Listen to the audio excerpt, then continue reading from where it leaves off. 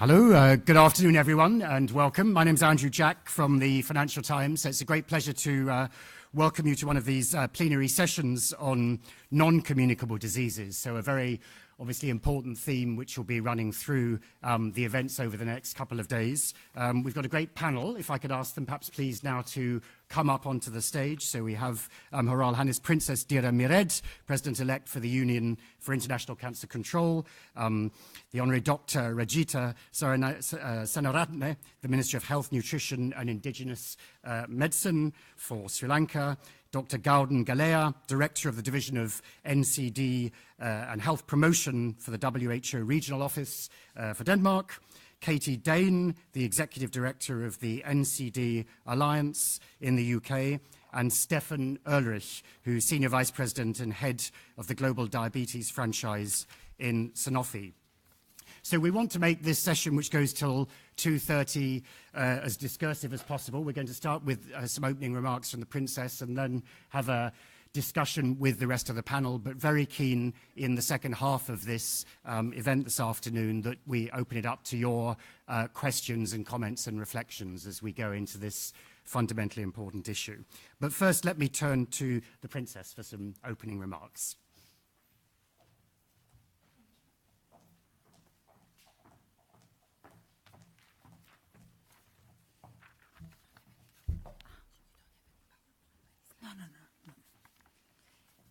Your Excellencies, ladies and gentlemen, advocates, colleagues and friends, we are here today in beautiful Berlin to talk about where we are in our fight against non-communicable diseases, NCDs.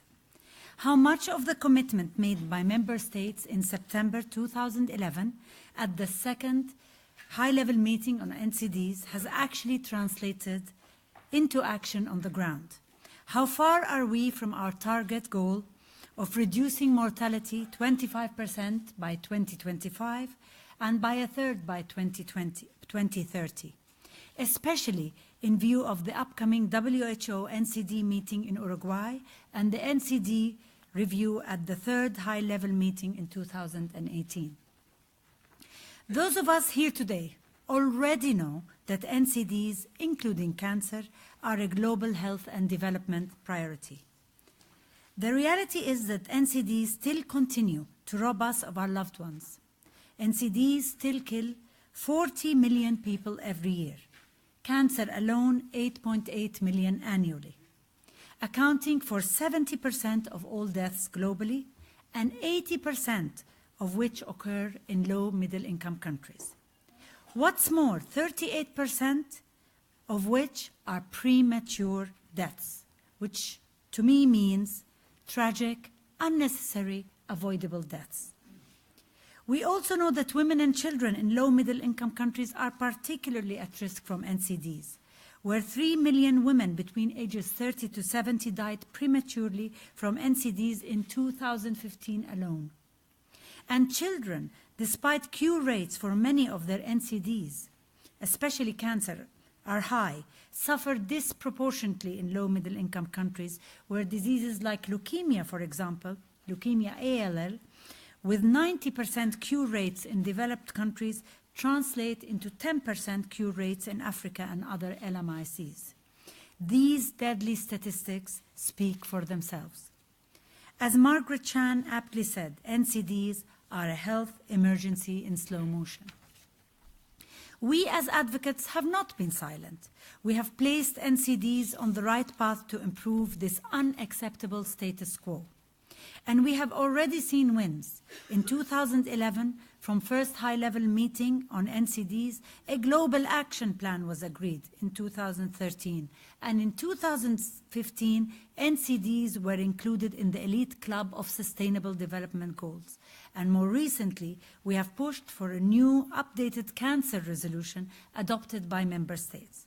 So we have our own acronym, targets, KPIs, all global mechanisms in place. And yet, the rate of progress has been extremely slow. In fact, the current rate of decline in premature mortality from NCDs is a mere 17% between 2000 and 2015.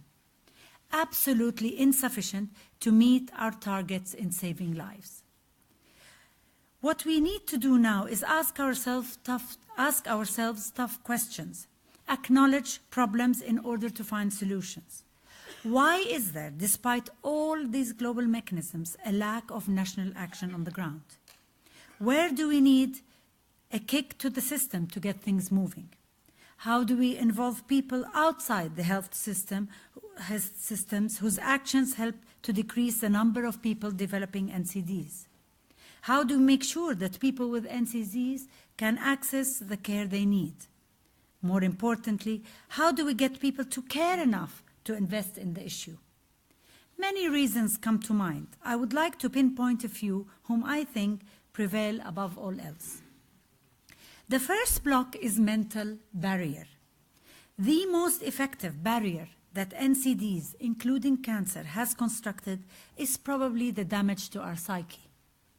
The feeling that it is too daunting an enemy to face off with, too overwhelming, and too costly to deal with, giving NCDs the most effective tool in battlefield tactics, leading us all to surrender before we start and enter into a long-term lull state of an astounding denial, stupor, and inaction. Whilst we have broken down the global denial, we now have to break down those myths at the national levels. There is certainly no shortage of success stories being done. At the grassroots level, as President-elect of UICC and previous Director General of the King Hussein Cancer Foundation in Jordan, I have seen firsthand how organizations are working to reach out and actually deliver prevention, early detection, treatment, and care services for people with NCDs. The second reason that I can think of is about political will.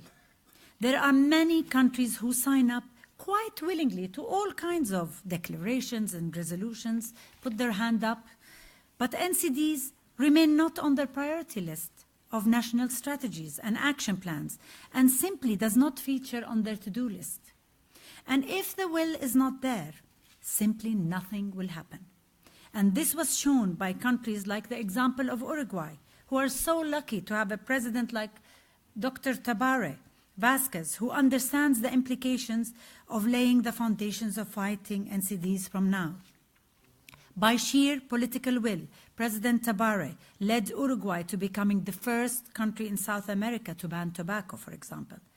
The saying of where there is a will, there is a way rings loud and true, and the opposite is true. Thirdly, and this affects many countries, there is a real lack of expertise in the management of NCDs. How to strategize and put long-term plans at ministry health levels. I see it in my own country, where the minister is usually burdened with day-to-day tasks, and there is no HR capacity at the ministry level to actually take stock, strategize, and make well-thought-out, achievable plans and actions to move the NCD fight forward. So even with the best of intentions, the actual infrastructure of management of public health at ministry level is simply not there. Fourthly, LMICs still see this as a responsibility of the health ministry alone.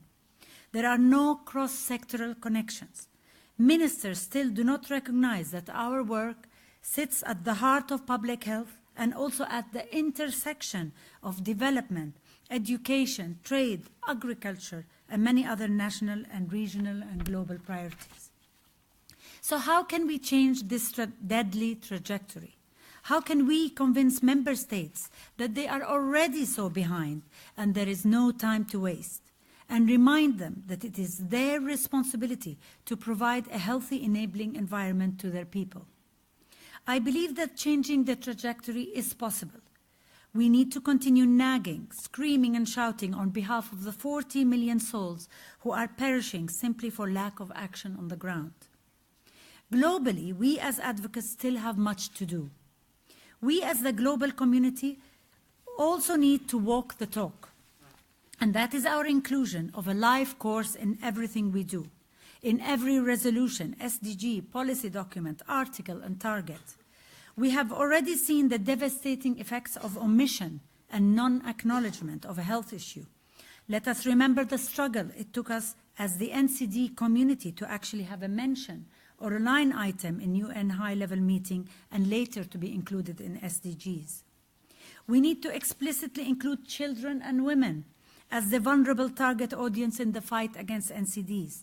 And what about mental health? We also need to recognize that there is no health without mental health. All these issues have to be mentioned in every article and every policy. We should not have to fight for their inclusion. As otherwise, when it finally trickles down to a functionary at the National Ministry of Health level, do not expect him or her to read between the lines. He or she will only follow what is before them. Let us also remember that women and children also represent the opportunity for change. They are the change agents that we need to implement NCDs. We, the adults, forget that all our life-forming habits start in childhood. Our eating habits come from memories and tastes at our mother's dinner table. That determines whether we love fruits and vegetables or we love snacking on junk food as we get older, and the same goes for physical activity. In fact, 2/3 of premature deaths in adults are associated with childhood conditions and behaviors associated with NCD risk factors is common in young people. We also need to look at youth as the new power crowd. We need to include children and young adults as an integral part of the global NCD discourse and not as passive target for policies. Today's youth generation are the very people who will drive forward the Sustainable Development Goals and transform our societies to the future we want. Secondly, we, the global community, are correctly calling for multi-sectoral collaboration. However, calling for multi-sectoral and multi-stakeholder approaches is not enough. We also need to change the way we support countries who truly lack the management expertise on how to operationalize NCD action plans. I would welcome the establishment of the new NCD disease management team, and this team to be adequately resourced to be able to provide ongoing customized technical guidance developing countries are requesting. I believe that this is a crucial step and will give no excuses for member states to actually start doing. With this support, countries can actually start on the right road to build strong health systems, learn how to adapt and integrate systems in place for fighting communicable diseases and help them to move forward towards universal health coverage. Having a dedicated NCD management team hand-holding their efforts will help countries fast-track their progress and avoid trial and error approaches. At the national level, much has to be done.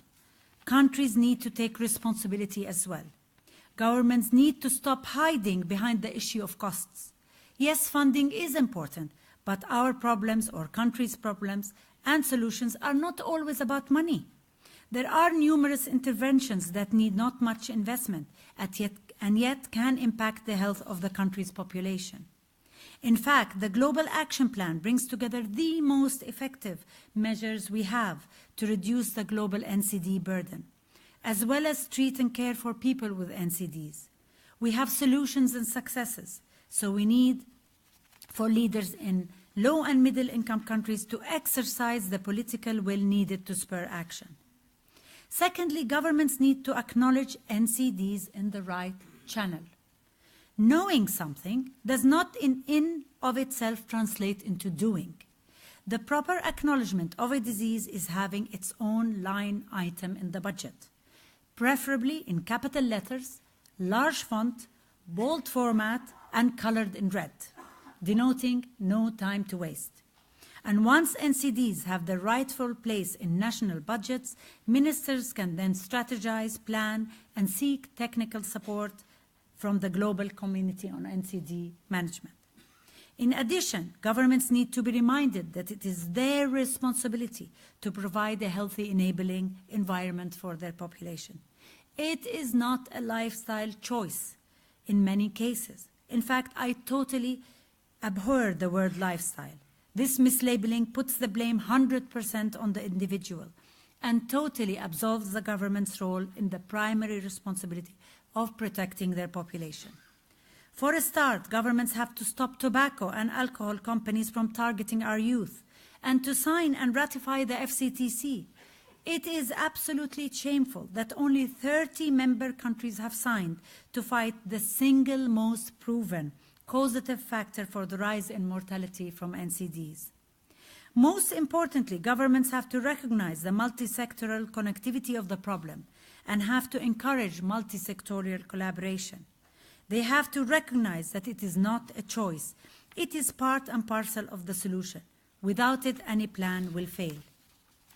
And here I want to share with you a new and amazing new initiative launched by UICC that represents a new paradigm shift in how we can jumpstart actions on the ground. City Cancer Challenge 2025 is an initiative in which city leaders are asked to build new partnerships to improve cancer treatment and care services. What is remarkable about this initiative? It's its model. In that, it takes into account all of the barriers of action that I have discussed above. CCAN 2025 will only sign up with countries who have the political will to invest in cancer. Once they say they are committed, CCAN team then asks that it will only work with them also if and only if they agree to work on a national task force that includes all the players, NGOs, patient groups, private sector, public sector, etc. Once the city takes on the challenge, CCAN team pledges to fulfill the technical management gap of the process and promises to support the city for 3 years. And at the core of it all is the making of one comprehensive national assessment self-plan. Once the gaps and priorities are identified, an action plan is designed with solutions in collaboration with the city leaders, coupled with a twinning of expert global leaders. It starts with the plan. It is condition of multi-sectoral collaboration, political will, and so on. So it is doable. We, the global community and national community, can fight NCDs. We need to change the way we solve the problems and in the right order. It is morally, we also need to remind ourselves that it is morally imperative that progress has to move fast enough for those people who are actually living with cancer, diabetes, heart disease, chronic respiratory conditions now. And whilst we are only 8 years away for catch-up to reach our target for 2025 by reducing mortality by 25%, it is important to remember every day that we are only a breath away from a dying cancer, diabetic, heart disease patient waiting for deliverance. Thank you very much.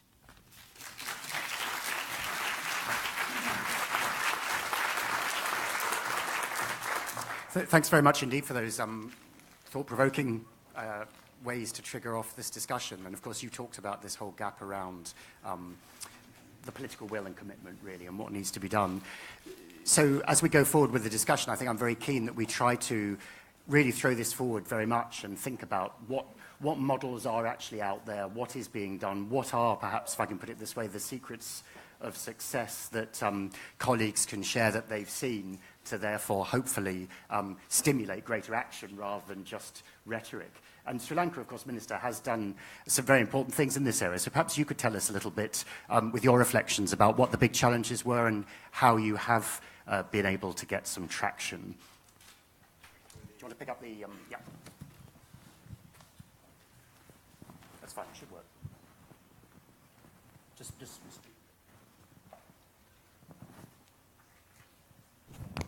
yeah, that's fine. Actually speaking, we have from after 2015 with the new government coming into power, we came into power for the first time in the country having a very important dialogue on the health system in Sri Lanka and the health situation in Sri Lanka. So the main problem in my country is that because we have actually contained the communicable diseases all. We have got rid of polio, we have got rid of malaria, we have got rid of filaria, and most of the other communicable diseases also. About by 2020, we want to eradicate all of them except HIV and dengue. So the main challenge for us is actually the non-communicable diseases. About over 68% of the hospital deaths are due to non-communicable diseases. So we have taken a lot of actions against that. One is the cause is the tobacco. So for tobacco, we have actually done the pictorial warning on the cigarette packet, 80% from 2015 warning, and we are going to implement the plain packaging system also for that. The last year we increased the taxes from 70% to 90% for taxes, all tobacco products. With that, about 46% it has come down, the smoking. The smoking, they are actually, their sales have come down by over 1 billion sticks for the last year with this section. And also I'm going to take the next action would be that single stick sales will be banned. And also again, and I have already submitted a cabinet paper to ban sales of tobacco products around 500 meters around schools. The second thing is about the sugar. Sugar, last year I implemented the system, actually traffic light system for green, amber and red. So over 11 grams per 100%, it is the red color. So, you know, all the Coca-Cola and all the multinational products were over that and red color. Their sales came down drastically. Even the youths were very watchful in the, they come and they see what color is the patch, and then they take, they buy the drinks. So with that, their sales came down and they brought down their sugar level by 10%. And the Sri Lankan country director told me later that their main company, the global company, is also going to implement the same system. And now I have brought legislation to tax the higher level of sugar products. That is over 6% of sugar, over 6 grams per 100 milliliters. If anybody has any sugar products, that every excess of 1 gram will be taxed 1 rupee in our currency. And also that we have taken actually, and the other problem is that about the prices of drugs. So that is one reason, because the people couldn't afford the drug prices in our country. So I have, with the international marketing services, with the support of their data, I have brought the maximum retail price for all essential drugs. That means 48 generic drugs, which has about over 400 brands in my country. They have been drastically, the prices have been dropped by about 80%. By some prices came 1/10 of the price. So that was the big profit range for them. So with that, actually 400 drugs came down, and also the cardiac stents. The prices I brought down by 1/4. And also the cataract lenses for those people due to these problems, actually that they are suffering, but they couldn't afford. So, and also in the hospitals, actually we have a free health scheme from 1951, no charges. But there were charges for, the people were requested to bring the cataract lens, bring the cardiac stent from outside. Now we are providing everything free of charge for the people. And also there was a limit for cancer patients in our currency, rupees 150,000, 1.5 million. After 15 lakhs, 1.5 million. That is the quota for everybody. Now I have removed all the quotas. Now for a lifetime, we provide all the cancer drugs. So like that, we have taken a lot of action in all other spheres. And also we have a program with the Ministry of Education, where we have given a canteen policy for the schools, where only the good food is to be available, without starch, without fat, salt and sugar. So, and also we have set up NCD corners in schools, where they will check the BMI and all other tests for the students. And also we have given one booklet for each student, the entire student population, how to, about the good food and exercises and for a high healthy lifetime. And there was another problem for the people of my country, is that even to do a health checkup, because we only do the treatments in the hospital. By that time, he has got the disease. So for that, to prevent it before that, for a health checkup, there was no system. Only the affordable people could go to a private sector hospital and get a health checkup done. So I started 842 healthy centers, health lifestyle centers, 842, which is very commended by the WHO, and they came and they visited these centers, where we do the BMI, the BP, sugar, cholesterol, all tests were done, the basic tests. And then we refer to the close by the nearest hospital. And also for the women, we have set up the Well Women clinics, another 929 all over the country, where they check all those things, plus they will check for breast cancer and the pap smear. So all these, with the measures, our target is by 2020 to bring down the NCDs by 1/3. So it's a very impressive list of interventions.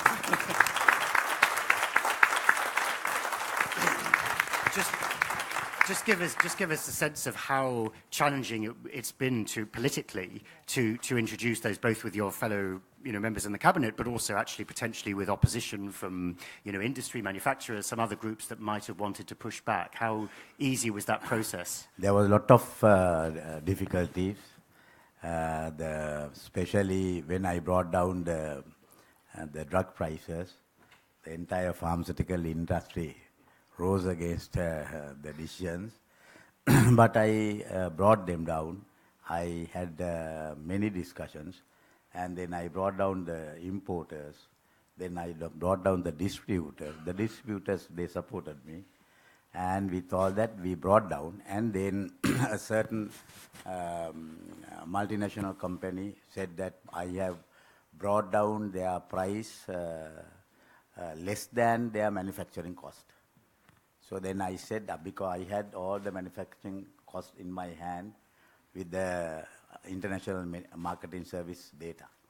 So then I issued a statement, because they blamed me and in the press, and I issued one statement saying that I have the manufacturing cost of your products, but it is not ethical to announce that. But if you challenge me, I'm ready to announce the prices. The next day, they agreed to comply with my prices, and they said they will actually advertise in all the papers. There were 3 more products, actually, very, the very popular brands. Those 3 companies, they withdrew their products from the market and created the shortage. So then I have my state pharmaceutical corporation, the state hand. So I told them to actually write to the principals asking for the agency if they don't sell the products there. So they applied for the agency. Then the present agents, they wanted 2 weeks that they will comply with my this thing. After that, there was no problem. But I will extend this maximum retail prices for other products, other pharmaceuticals also. Okay. I'm sure there'll be plenty more questions in the second half when we come back to the audience, but let me just go around the other panel first. But Garden, maybe you might want to perhaps respond a little bit to the Minister. Obviously, WHO has developed all of these best buys. You've got a series of frameworks in place. Tell us a little bit about, how that matches with perhaps the best policy interventions that could be made and what should come next, actually, both Sri Lanka but elsewhere. Thank you, Andrew, and thank you to both the previous speakers. Apologies for the voice. I'm really amazed that both the first presentation summarized quite nicely the global situation.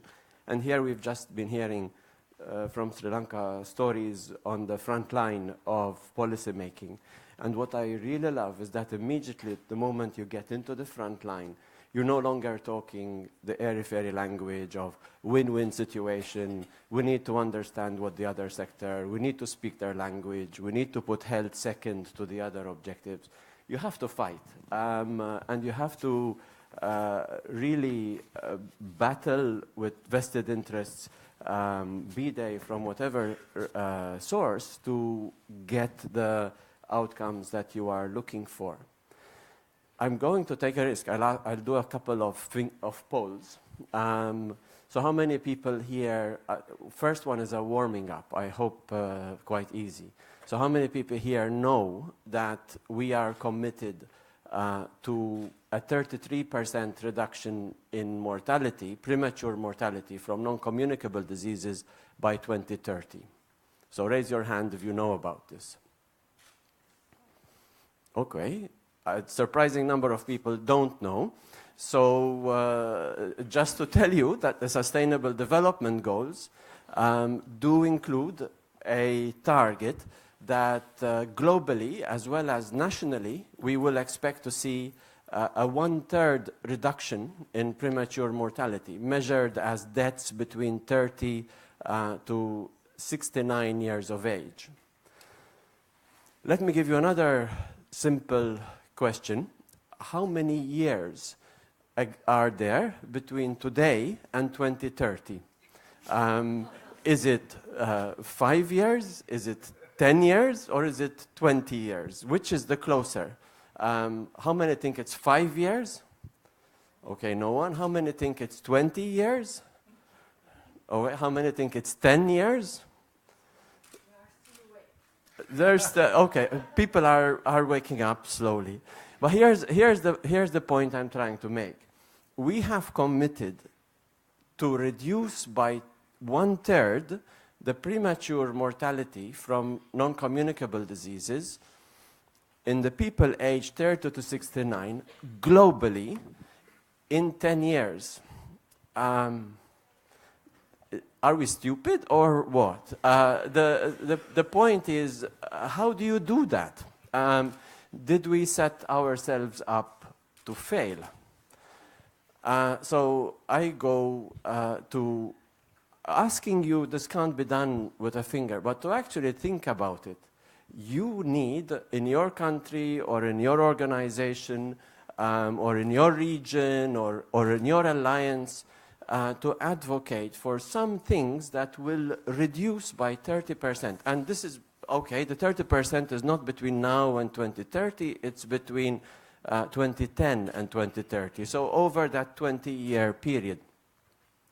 One of the things you would do is, of course, as we are doing in WHO very well, lamenting the fact that we are nowhere on the route to do this. We are failing. And if we keep going as we are with the business as usual, unless we take really dramatic actions, such as we are seeing in Sri Lanka, we are going to fail.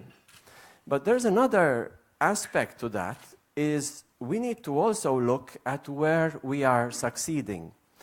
And now here's the bit of good news, that there is one region in Europe, where if you look at the 53 countries of Europe, I'm not just talking about the European Union, I'm talking about the high-income countries of Europe, the West typically, as well as Central Asia, Kyrgyzstan, Tajikistan, Uzbekistan, Turkmenistan. So we're talking about the full swathe of Europe.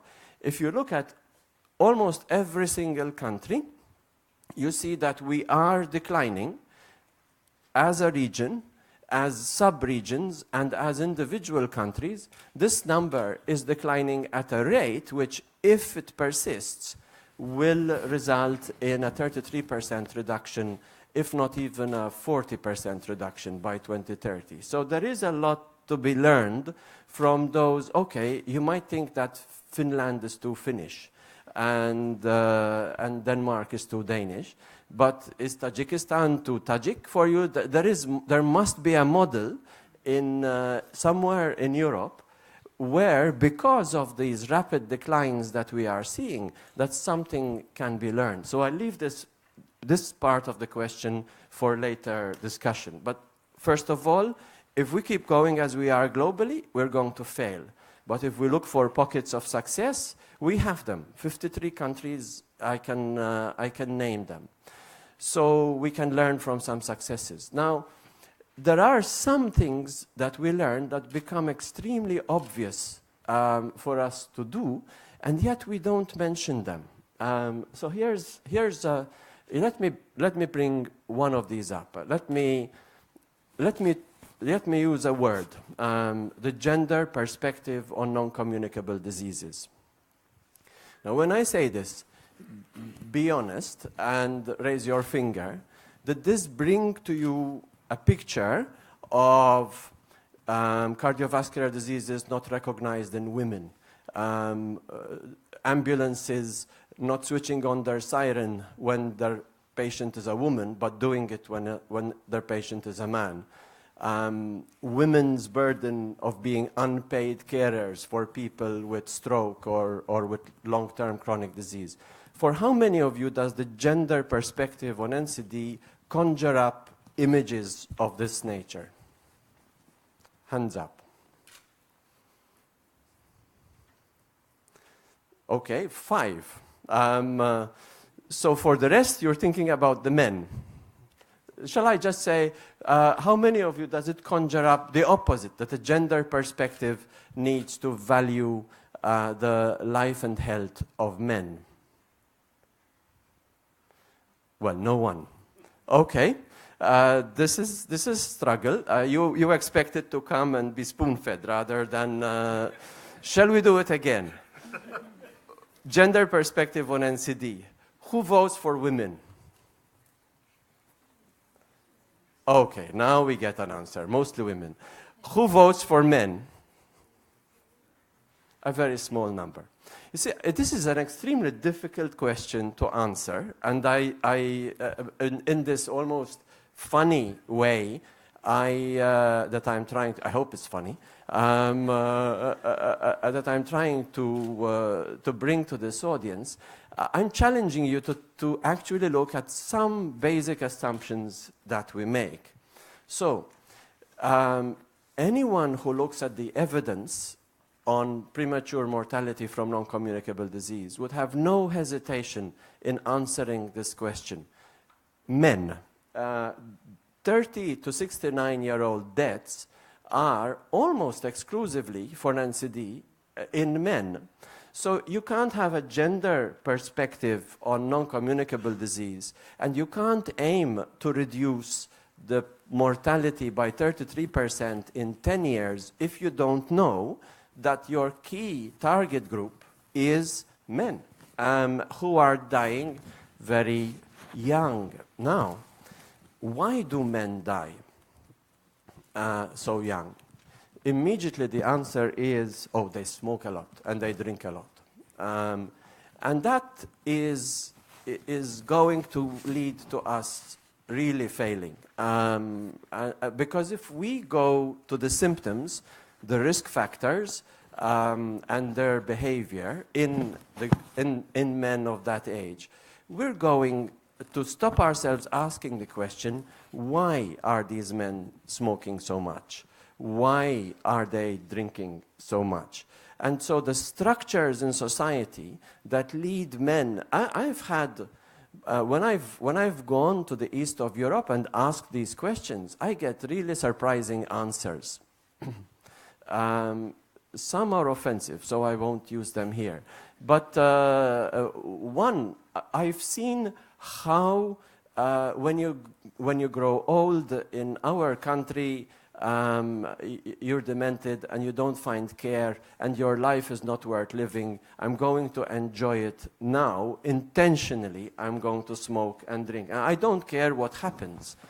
The reality is, if you don't have a certain amount of hope beyond a certain age, or you don't feel that there's going to be a network, or if family breakdown is immense, or if unemployment is very high, you are going to get the conditions which will result in the behaviors, which will result in the mortality.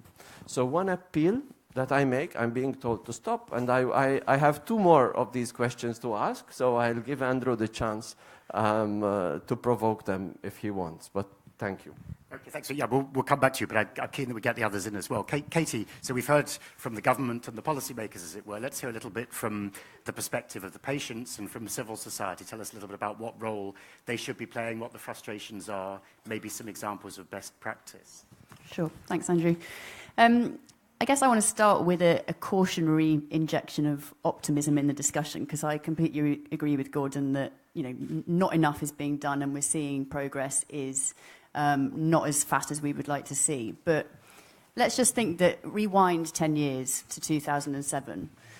NCDs were absolutely nowhere on the global health and development agendas. We had the Millennium Development Goals, which were rightly directing resources and political priority around a set of development issues, including health. NCDs were absolutely nowhere on the agenda. We hadn't raised the issue up the political agenda up to heads of government and heads of state level at that point. Also, there wasn't really a sense of consensus around actually what works in terms of prevention and control. We were beginning to get there, I think, but we didn't have real consensus around the what works in terms of what governments should be implementing on prevention and control. And also from a civil society perspective, we had very, very strong civil society organisations around the specific areas of NCDs, such as UICC and cancer and IDF on diabetes, etc.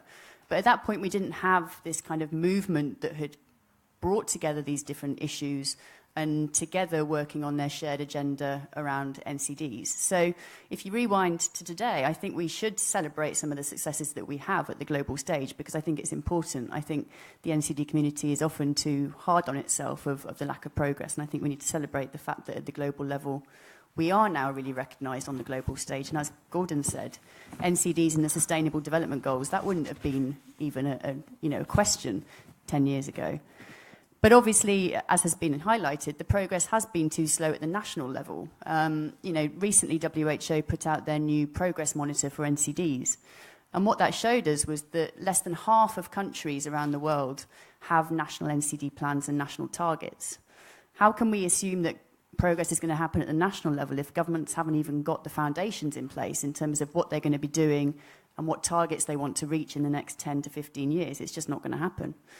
Also, in terms of the progress monitor, what it showed us was that even though now today we have consensus around the best buys, as we like to call them, implementation of them has been too slow. 16% of countries have implemented effective tobacco taxes. 35% of countries have implemented banning advertising to children. And around a quarter of countries actually have in place today kind of basic NCD services on the treatment and management side of things. So it's obvious that things are moving too slowly. But one area that I think is really a bottleneck to progress, and political leadership has been mentioned, it's obvious that that is a challenge. But the one that we're really focused on in the NCD Alliance is resources, is funding. Even though we've seen NCDs rise up onto the political health and development agenda, fantastic. What it hasn't done is actually translate into more resources going into the issue. If you just look at, for example, the development aid, which over the past 15 years has been a major proportion of funding for global health around the world, less than 3% of $22 billion of development assistance for health is currently going to NCDs. And what that means in real terms, take 2014 as an example, $1 billion of development assistance is going to NCDs. Yet we know that this is the major cause and killer around the world. We know that every year 15 million people are dying avoidably and preventably. So why is so little funding going into the issue? And I think that's one thing that we really need to kind of look at and focus in on. I guess the other thing we need to just be kind of conscious of in NCDs is that what we're actually asking governments to do is not particularly politically easy or appealing. You know, the general kind of response that we get from governments on NCDs and around the world is, you know, NCDs are really complex. They're very difficult issues to be dealing with. Secondly, they're very costly. You know, it just costs too much. Thirdly, these things are going to actually take many, many years to resolve and see an impact. I'm only in my position for 3 years or 5 years. How am I going to show my taxpayers that I'm actually, you know, having an impact on health in that country? So the actual nature of NCDs as an issue is really quite difficult to kind of push in terms of progress. But I think as Sri Lanka has shown, you know, if you do have the leadership both within the Ministry of Health and at the very top, with presidents and prime ministers around the world taking on the issue, you can see real progress. And I think what we need to learn is how we can clone the Minister of Health of Sri Lanka, because it's quite impressive of what you've been able to do. And you've set yourself an extremely ambitious target, you know, reducing premature mortality by 1/3 by 2020.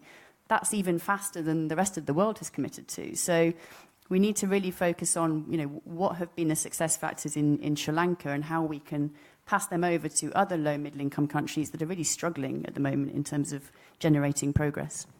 Thanks, and I'll come back to the question of financing, very important. But Stefan, let me turn to you now, and we've heard already a little bit around the role of industry, some positive, some negative. I mean, tell us a little bit your perspective and what role you think industry does have in partnership and investment and initiatives that would push the NCD agenda. So first and foremost, I think industry will continue to play its major role that it has played in the past, which means to innovate new medicines.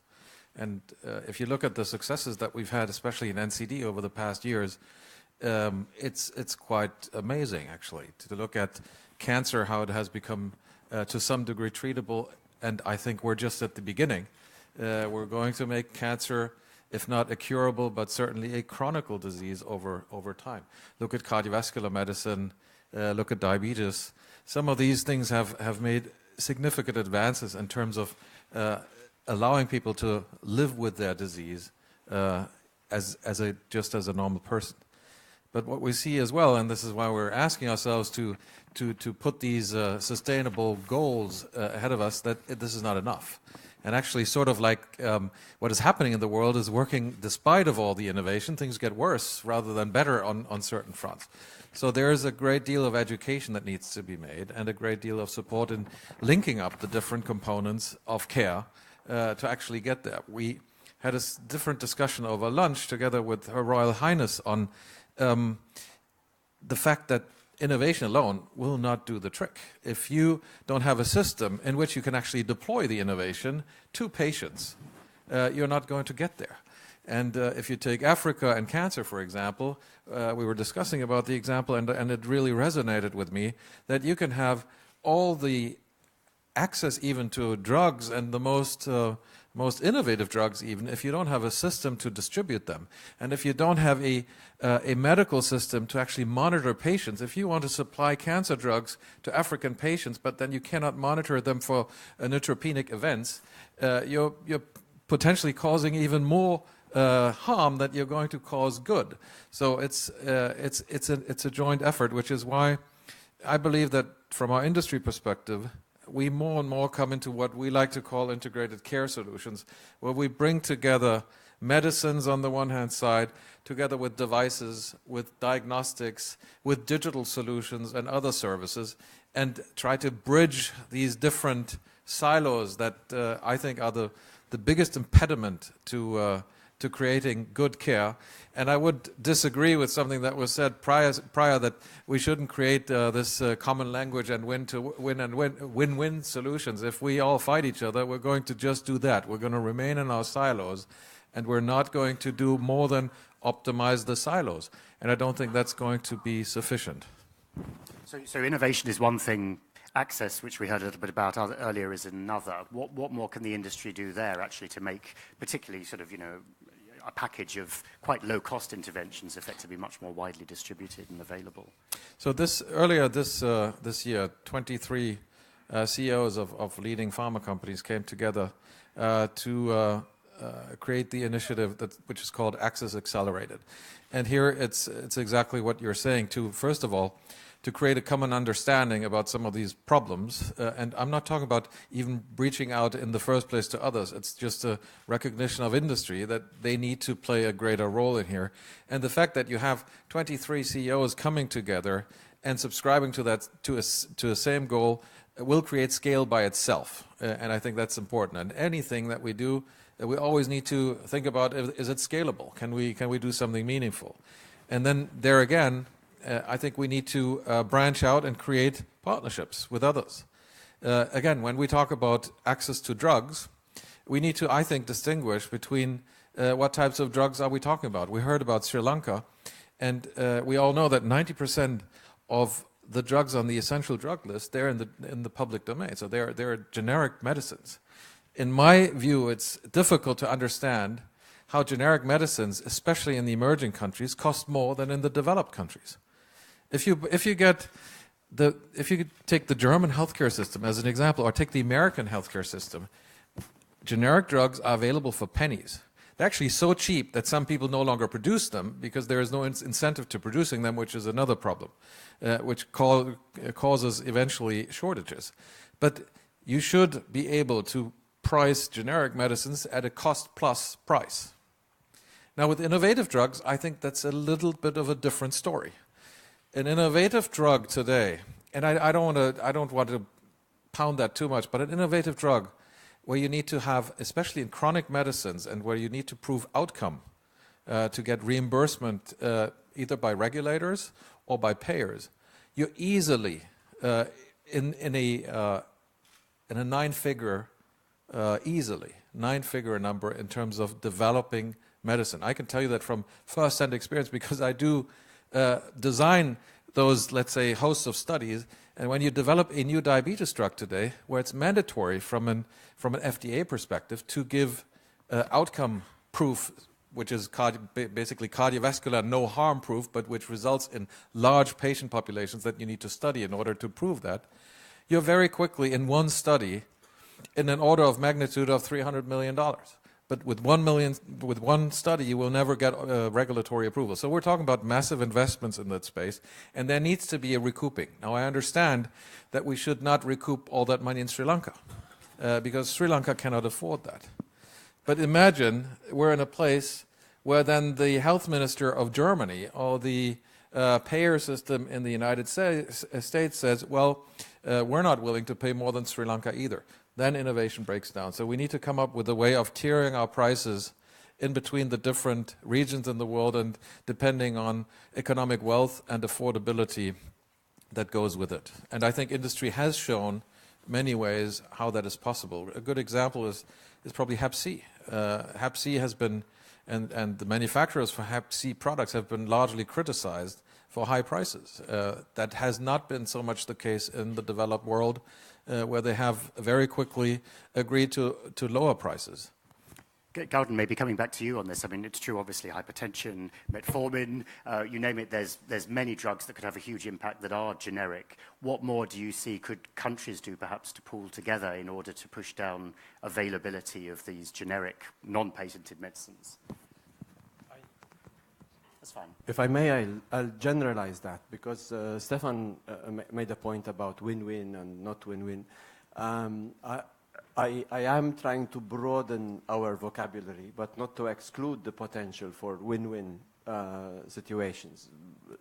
Salt and trans fat elimination, for example, salt reduction and these are clearly places where industry and the public health community can really work together. To the access to generic drugs, extremely important, and we are completely of one voice. What I want to reach out to the general public health community is also to realize that limiting ourselves to that repertoire is to some extent naive, and that we do find that we're constantly faced with opposition, such as described by the minister, where win-win is attacked by divide and conquer or by zero-sum approaches, that the profit motive ends up being stronger than the public health motive. Health and all policies being proposed, slapped back as trade and all policies. Look at the alcohol situation in Europe, for example, and you can see that it's extremely difficult to go in with a priori win-win approach. No, which dagger is going to come next is more likely. So it's extremely important for public health community to have a broader scale. And in this area, maybe I don't want to come out as a fanatic or an obsessed. I'm actually quite interested in an evidence-based, careful approach to making changes within a very short period of time. This is the concern. So the question we ask ourselves are not just which are the best buys, but which are the fast buys, which ones will give us a really quick return. Very clearly, in the behavioral field, it's price, availability, and marketing of tobacco and alcohol. The other aspect is, and here is where I come to Stefan's main point and conclude, is that if we have only 10 years left, those people who are going to die in 2028 from heart attacks or strokes have hypertension and diabetes today. And it is extremely important for the public health community to really raise the priority of management, of access to drugs, access to technologies, of deploying to primary health care. And here there are ample opportunities for collaboration with industry at the national level, even at international. This must be more of a priority than it is, because sometimes in the health promotion field, we're a bit too careful not to medicalize things. But in the targets on SDGs require us to do some medicalization and to invest in the treatment, not just in the prevention. Let's just keep on that theme of funding for a second, maybe, Minister. Yes, I mean, we were talking a little bit about generic drugs, and obviously one challenge for relatively small countries is you sometimes have uncertainties in supply, other frictions, relatively low volumes, which can maybe weaken negotiating power. Is there a scope even in medicines for kind of more pooled procurement of drugs that are relevant for NCDs, including generics? Do we need a sort of global fund for NCDs, do you think? Or are there other partnerships we need between domestic and international resources to really provide a step change? Yeah, actually. It's fine, it's fine. Just speak up. Actually, speaking now, when I reduced all the essential drugs, the 48 generics, about over 400 branded drugs came down in prices in the market. So actually, we use the generic drugs in the state sector, but in the private sector, all the brands are available. So the actual to overcome the other problem was that in the state sector, sometimes when I became the minister in 2015, every day there was drug shortage. Between 44 to 79 drugs were in short. So there was a problem. But then I asked my state pharmaceutical corporation, how much of drugs you have destroyed by 31st of December 2014. They said 350 million worth of drugs. So that means nobody knew about the balance. So then we actually, with my Ministry of Digital Affairs, that ministry, I did a software.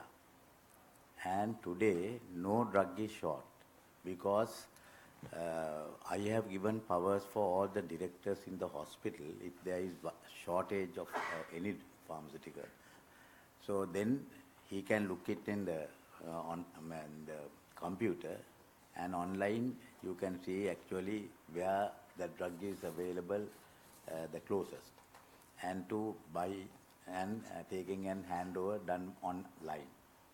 So the regional director will transport the drug. So now the same drugs that I supply, but that is enough for the entire state sector. The same way, the other thing what I do is that actually I have started manufacturing our own drugs in my country, the same drugs. So I have another state company called the State Pharmaceutical Manufacturing Corporation. In the State Pharmaceutical Manufacturing Corporation, I have got the JICA, the Japanese aid, to increase. Now at the moment we produce about 2 billion quantity, to increase in next year, end of next year, to 4 billion. That production in the state sector. The same way I have given, the government has given a lot of tax concessions for the drug manufacturing. So I have already signed 46 agreements to manufacture the same pharmaceuticals in the country. So about by 2020, I will have almost all the drugs manufactured in my country. So there won't be any shortages, and the prices also will be very reasonable. Dina, you talked about that importance of the human resource financing, funding function, as it were, even within governments to really prioritize NCDs. So what's your take? Is it primarily or significantly a domestic resourcing issue, or do we need more international partnerships and funding to drive NCDs? That's fine. I think you need both, to be honest. There are definitely inefficiencies, and I'm sure Your Excellency, you found that there were many inefficiencies in, like you said, with drugs expiring and so on. So there are so many inefficiencies that I am very sure that you can create funds just by solving these inefficiencies. And many developing countries certainly face that. So that's one. But I also believe we need funding, global funding for NCDs, if it's possible. I know we know that it is the #1 killer. It's affecting the whole global population.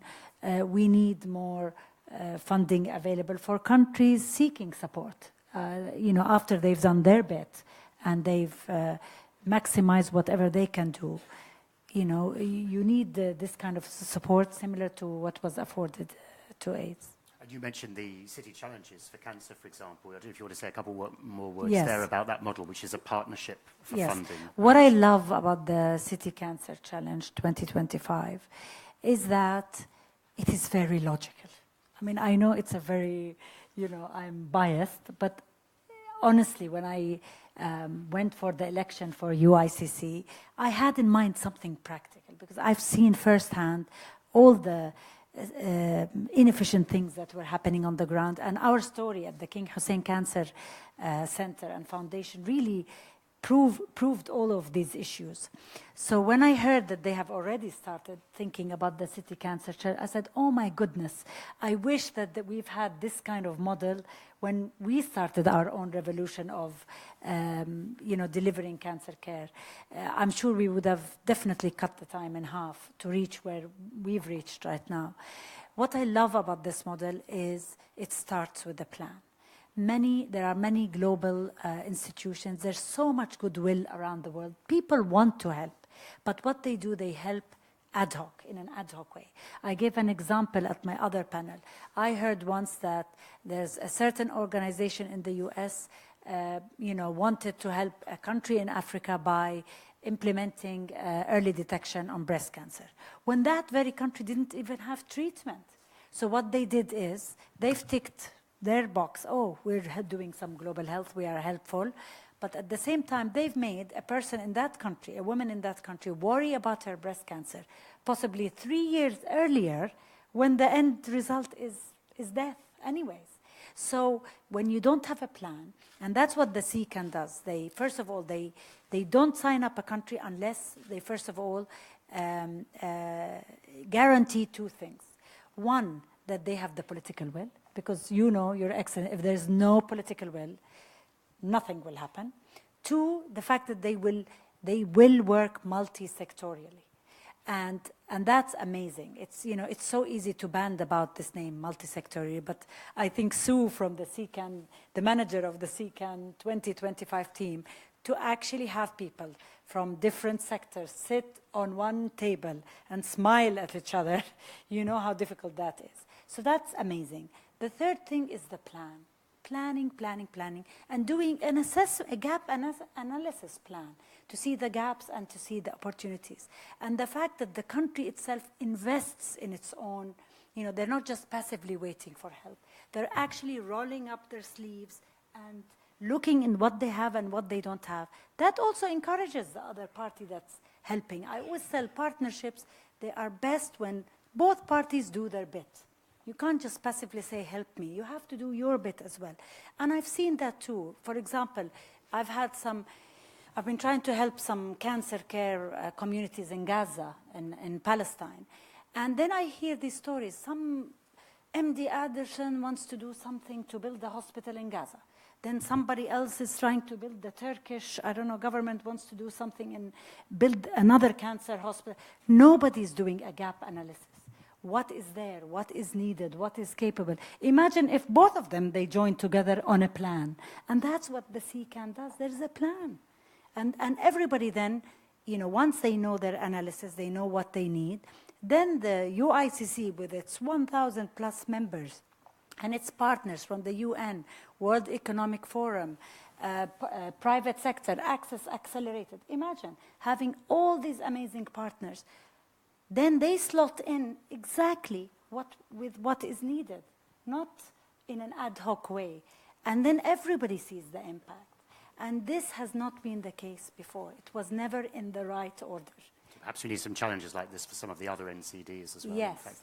Katie, you touched on the underinvestment, underfinancing situation at the moment. Of course, there's a lot of debate around universal health coverage and so on at the moment. But any examples that you can cite where mobilization, perhaps around civil society and so on, has helped both domestic and international resources to step up, and what more needs to be done there? Sure. Well, first thing, in terms of the financing piece, I think it's important to recognise that the discussion around financing for development and for global health has changed a lot in recent years. I mean, I think there was, in recent years, an over-reliance on development aid and development assistance, and now, obviously, the shift is much more about domestic resource mobilisation. It's governments that should be really investing in their population's health, as well as development aid being the second bucket, but then also looking at kind of private sector investment and sustainable business models of how we can catalyse sustainable resources for NCDs and health more broadly. As I said earlier, I mean, where we're really seeing a major challenge is that all of the development partners that we speak to really see the Sustainable Development Goals as a new era, and that it's very much up to governments to be, investing. So they're almost putting their hands up and saying, no, this isn't what we're going to be funding, which is slightly concerning because there are a lot of governments out there, countries out there that really do need some catalytic funding to get them on the road to be having effective NCD prevention and control systems in place. There needs that catalytic funding. So in terms of kind of letting them off the hook, we're doing a lot of advocacy to make sure that development agencies are taking an interest. But as you say, I mean, domestic resource mobilisation, there's now the big push around universal health coverage coming from Dr. Tedros at WHO and others.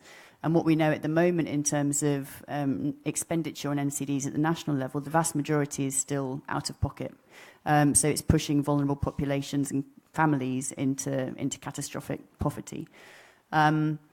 But where you're beginning to see some really interesting progress is building upon the kind of win-win discussion earlier. It's the likes of Mexico's of this world with the SSB tax, where you are beginning to see, effective taxation on unhealthy products, unhealthy commodities, whether it's tobacco, alcohol, sugary sweetened beverages.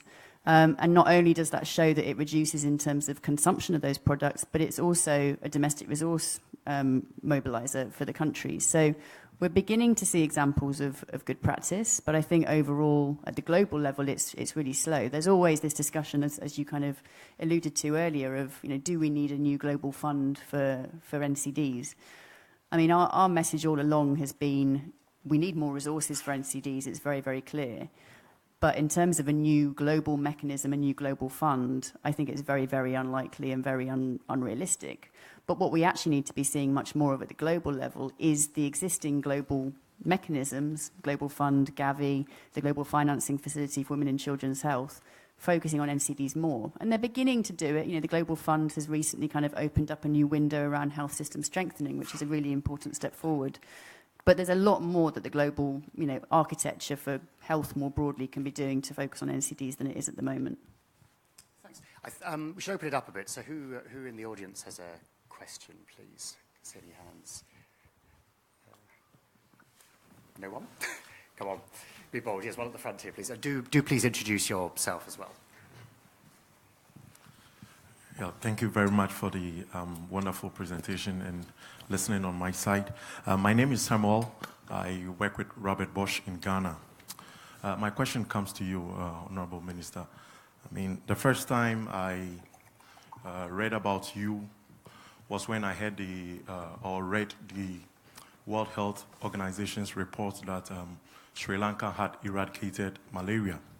So I was like, wow, this is really wonderful to hear. So I dug a little bit into your profile. Now, sitting here and listening to all the amazing things that you have done, it tells me where you are leading your country to. My question is, there could be many government officials here who are listening to you. What would you say to help them as leadership to have the political will to be able to implement some of these things which you have been able to do in your country? And secondly, some of the modules and the policies that you have implemented already, do you already have them, let's say, on your website or something that other governments can also look at as a working module and try to tweak it a little bit to make it feasible and be able to implement it in their respective countries? Thank you. Actually, the number one is that you must have the political leadership and the courage, as the Royal Highness already advocated. If you don't have that, you can never implement anything. You know, when I gazetted the maximum retail prices of drugs, the pharmaceuticals, all the ambassadors of the European Union came to my ministry. They have met the Prime Minister. Prime Minister has said that he cannot intervene. Then they all came. So we discussed, myself and the chairman of the National Medicinal Regulatory Authority we have, one of the professors of pharmacology, famous professor. Then we explained to them how we actually brought these prices down. We explained the whole thing. Then all the ambassadors said it is very scientific, very rational. But the balance is a political decision that they cannot intervene.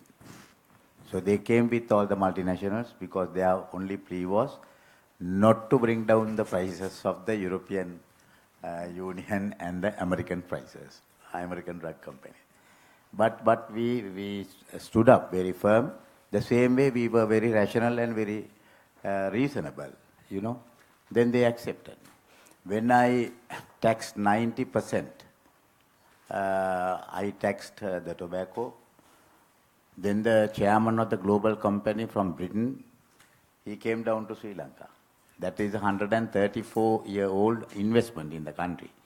Even my Prime Minister was a little shattered, saying because 134-year investment, if they withdraw, is very bad for the country.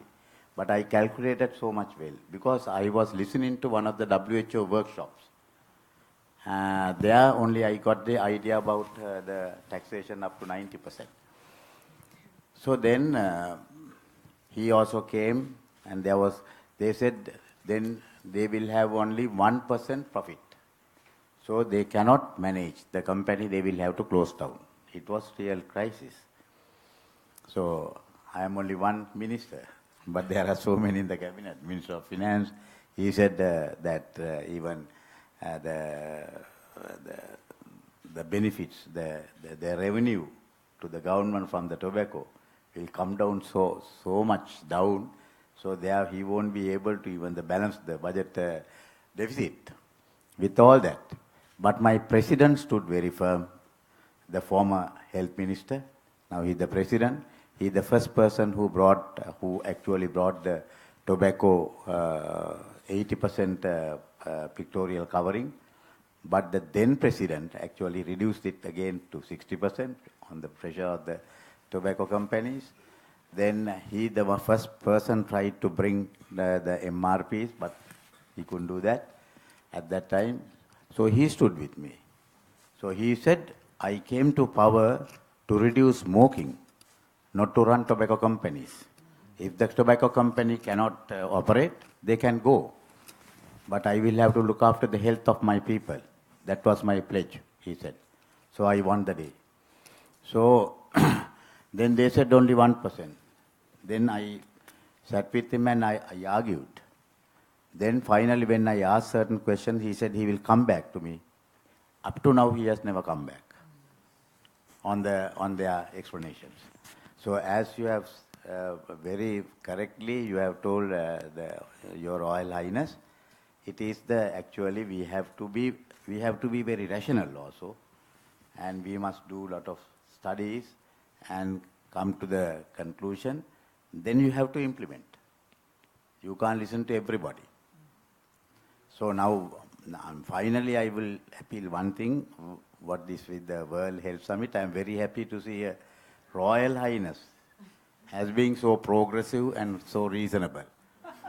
I will tell all the other leaders when I meet, if a Royal Highness can be so concerned about the people's health, the poor people, then why not all other people who are elected by the votes of the common man? She is not elected. She is a princess. So this is the second time in the world we heard about Princess Diana doing so much work for the poor people. But she is not only working, she demands the leaders to be courageous and to take the political decision. That is very good. Thank you very much. And you better lead some movement. We will help you. Just briefly on the other question, have you written up or do you plan just to write up in some form examples of these policy interventions that other governments could use? Okay. Is that done yet? Or? Yes.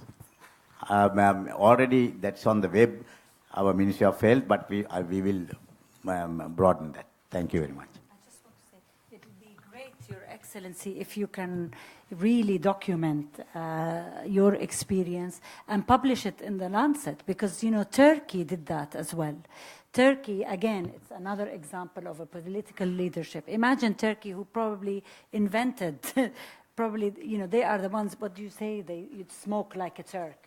They have the shisha, they have this, and they managed to not only stop tobacco, it's pure political leadership. They stopped it, and not only that, they have won the award, imagine, from the WHO 5 times or something like that, from actually implementing every single line from the Empower from WHO. And it was pure political leadership.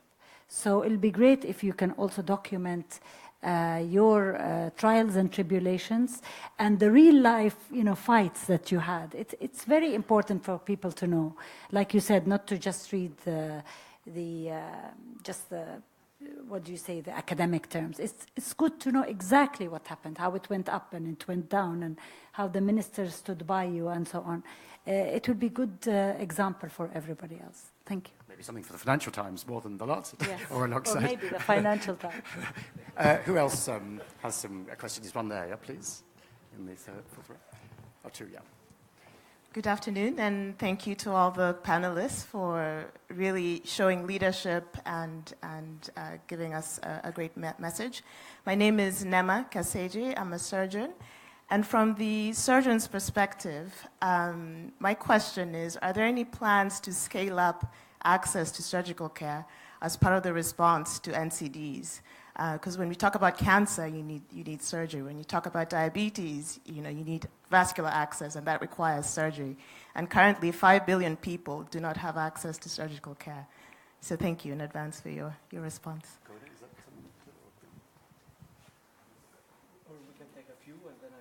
Yes, okay. I think there was another question behind you there as well. Should we take that as well? Which one? There's a gentleman in about the fourth row, I think.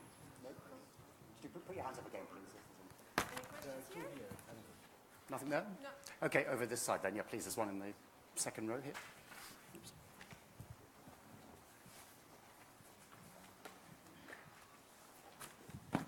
Yeah, thank you, the panel, for the excellent discussion.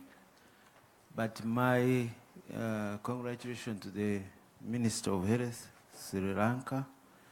My name is Professor Charles Sivinjira from Makerere University, one of the leading research institutions in Uganda. I appreciate all that you have done to scale up the fight against non-communicable diseases. But I'm wondering what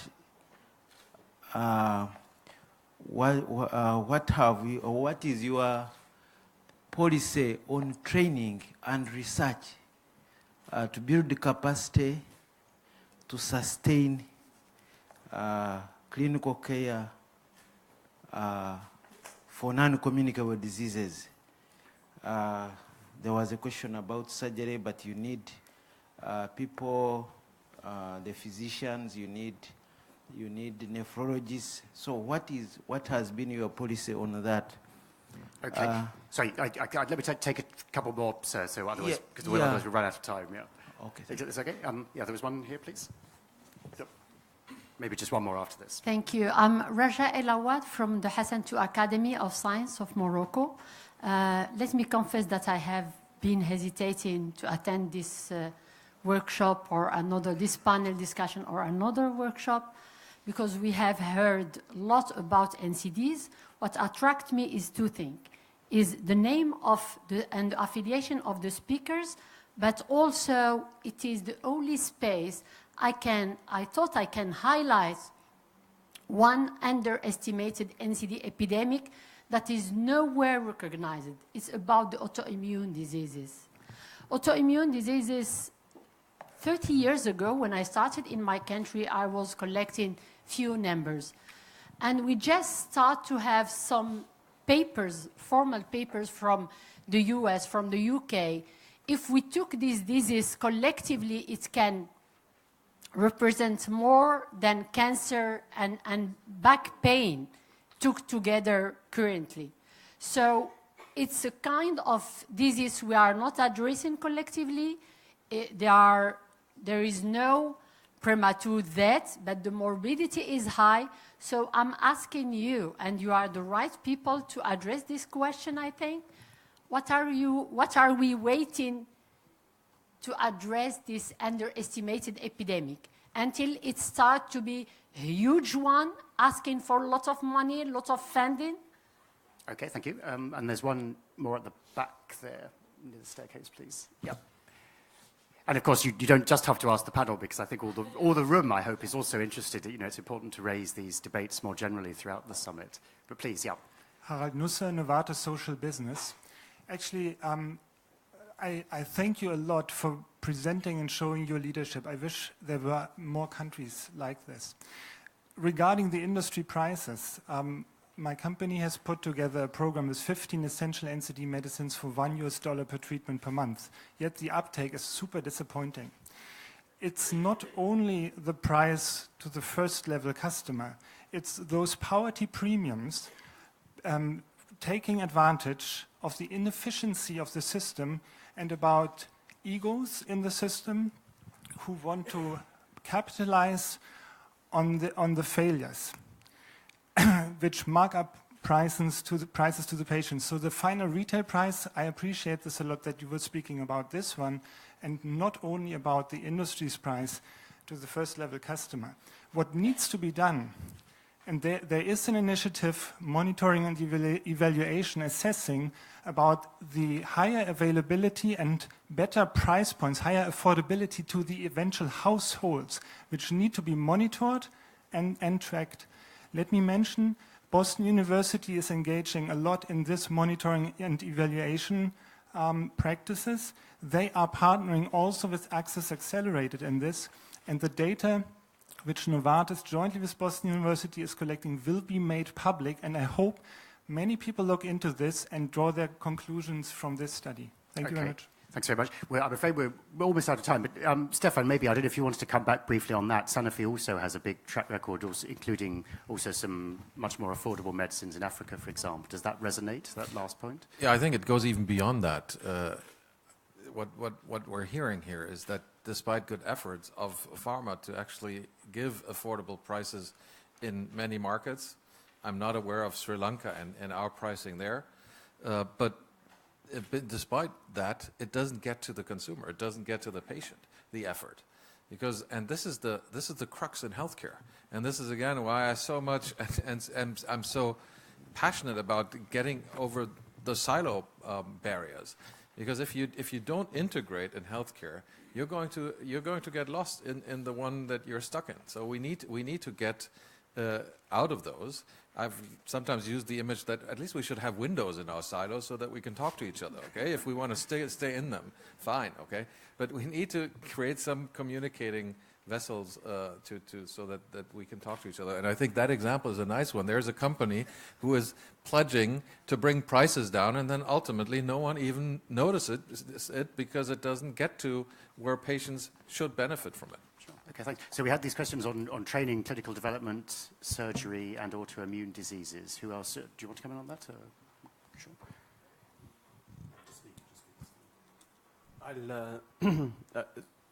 So there's much to say on all. So at one point, in Uruguay, was the global conference on non-communicable diseases about to start on Wednesday. Where at least 3 of us, maybe 4, on this panel are going after this.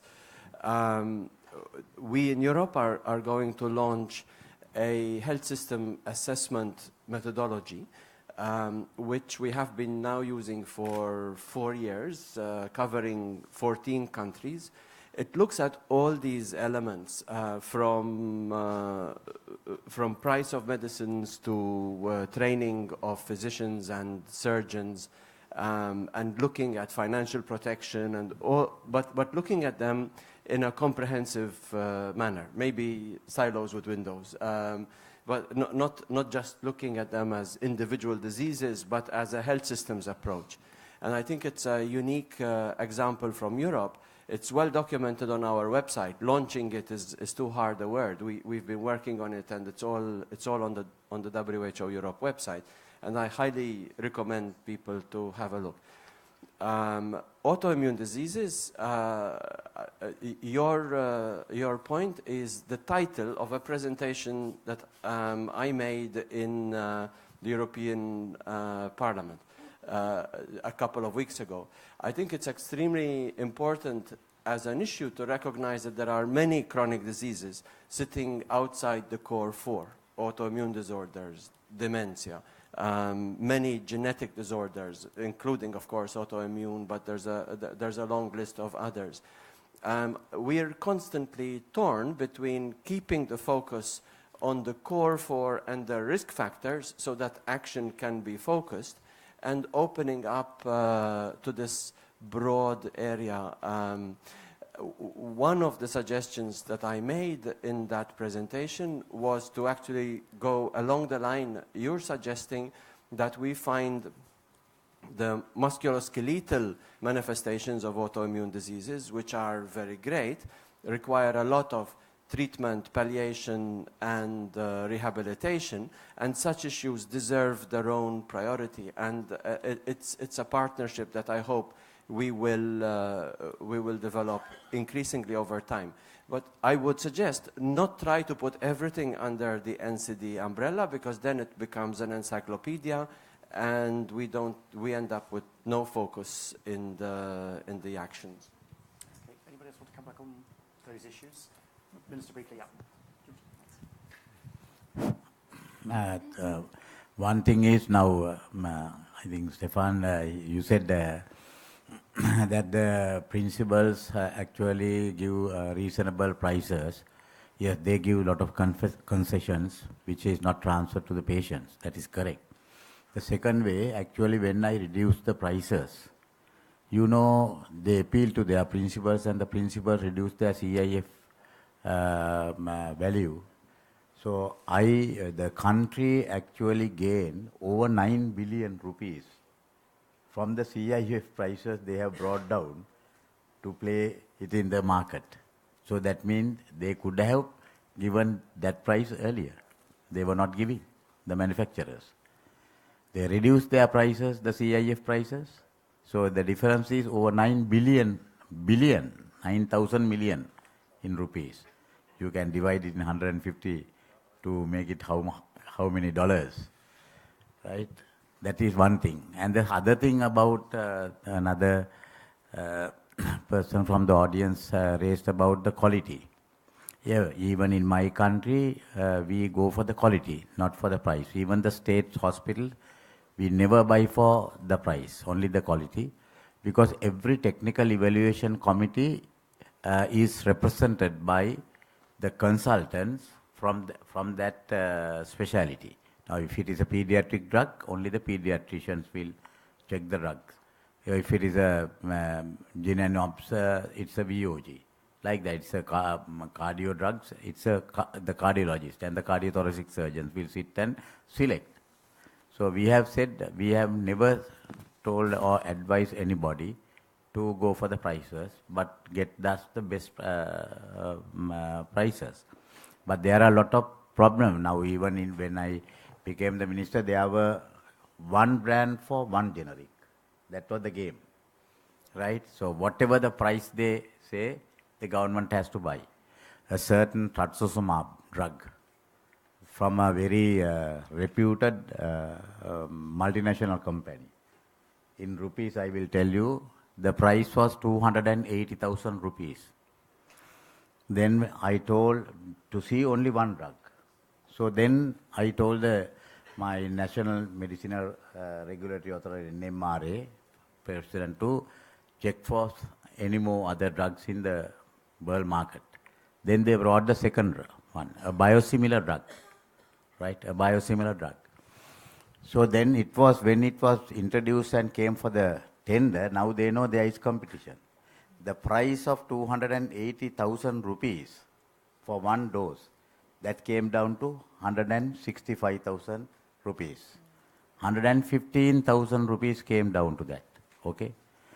There was another drug imported from Australia. The drug was $30, one supplier, one brand, one generic. Right? They have prohibited all other people to get registered. So sometimes what they do is, the same person, you know, they register the other company drugs also, but they don't go for it. They keep it, block it. So the Australian drug was $30 a dose. The second drug was introduced, then it came down from $30 to $3. So therefore you can't say because the the price is high, it is the quality. It is not so. This is how the brand. And the third person, he asked me about actually the human resources to combat. Yes, there is a problem. That is one problem where I cannot settle quickly. There were consultants. Then I discussed with the Postgraduate Institute of Medicine, and I wanted them to actually produce twice the number that they produce today to overcome the shortage of consultants. Then for the medical officers, now we are starting 3 more medical faculties, and the government has allocated money. And for the 4th one, we have doubled the intake. That is, in about 4-5 years' time, we will achieve the targets. Then for the nurses, I have started for the first time a faculty of nursing to train 2,000 people, 2,000 nurses, 500 every year. And also now I am planning to start for the paramedics also. So it will take about 4 years, but that is the plan we have for to overcome that problem. Okay, I apologise to cut you off. I'm afraid we are at the end, really, of our time, and we need to clone the Minister about 50 times, I think, for both his domestic priorities and to share his best practice around the world. But I hope you'll agree, some very interesting thoughts. We heard from Katie a reminder about this still tiny percentage of total SDG and development support that's going into NCDs. We've heard the importance about city challenges and other new innovative models, about the role of the drug industry and the WHO in highlighting best practice around the world. We didn't have so much time, but unfortunately we talked quite a lot about the regulatory and the pushback. We didn't hear perhaps as much as would have been good about positive nurturing of new ideas, including around physical activity, for example, and other ways to encourage promotion for healthier lifestyles. But I think hopefully there'll be more chances throughout the next couple of days and beyond. So do please thank our panel.